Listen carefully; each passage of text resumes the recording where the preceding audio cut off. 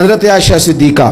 رضی اللہ تعالیٰ عنہ فرماتی ہیں، ایک عورت تھی اور اسے نبی پاک صلی اللہ تعالیٰ علیہ وسلم نے وہ کلمہ پڑھ کے مسلمان ہوئی، مدینہ طیبہ آ گئی تو حضور نے مسجد نبوی شریف میں اس کے لیے مکان،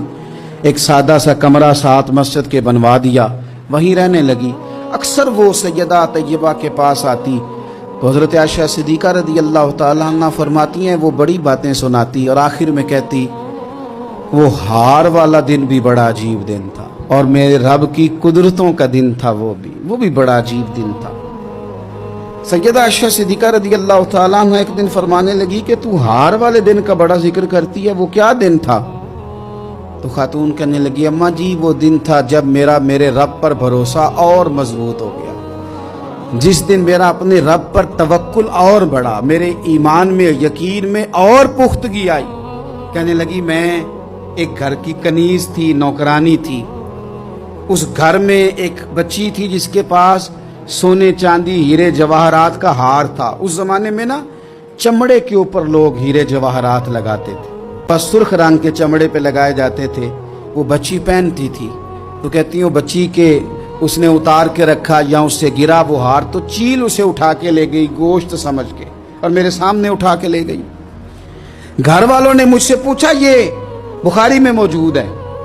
گھر والوں نے پوچھا مجھ سے کہ وہ ہار کہاں ہے تو میں نے کہا چیل اٹھا کے لے گئی۔ گھر میں کچھ چوری ہو جائے تو سب سے پہلا الزام کس پہ لگتا ہے؟ ملازمین پہ۔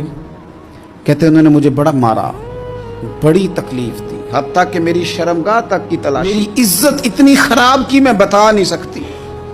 میں نے اپنی زندگی میں ایک واقعہ دیکھا، ایک امیر گھر میں چوری ہو گئی، ملازم کو اتنا مارا کہ وہ چارپائی پہ پڑ گیا، پولیس والوں سے اتنی مار پروائی گئی کہ وہ بیچارہ چارپائی پہ پڑ گیا اور پھر وہ اتنا بیمار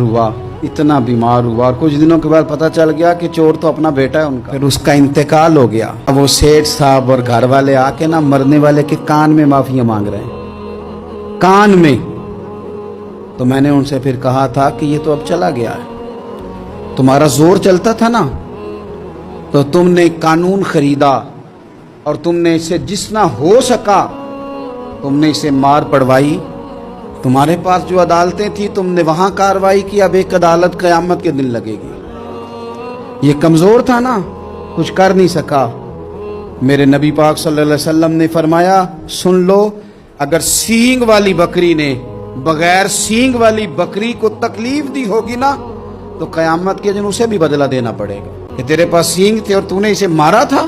وہ خاتون عرض کرتی ہے سیدہ عائشہ کی خدمت میں کہ مجھے بڑا مارا، مجھے تکلیف دی، میں کہہ رہی تھی کہ میرے سامنے چیل لے گئی ہے پر وہ نہیں مان رہے تھے، اماں جی انہوں نے مجھے بڑا مارا۔ عائشہ صدیقہ کہتی ہیں پھر کیا ہوا؟ کہنے لگی اماں جی جب کوئی میرا مددگار نہ رہا،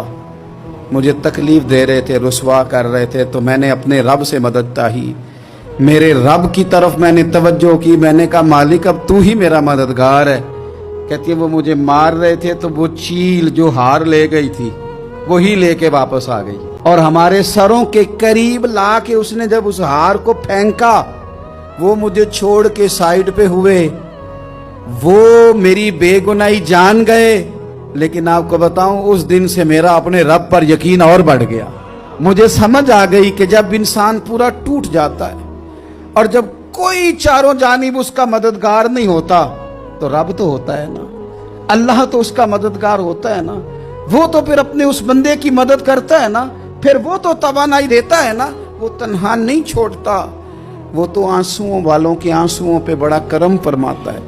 وہ تو قسم پرسی میں آ جاتا ہے۔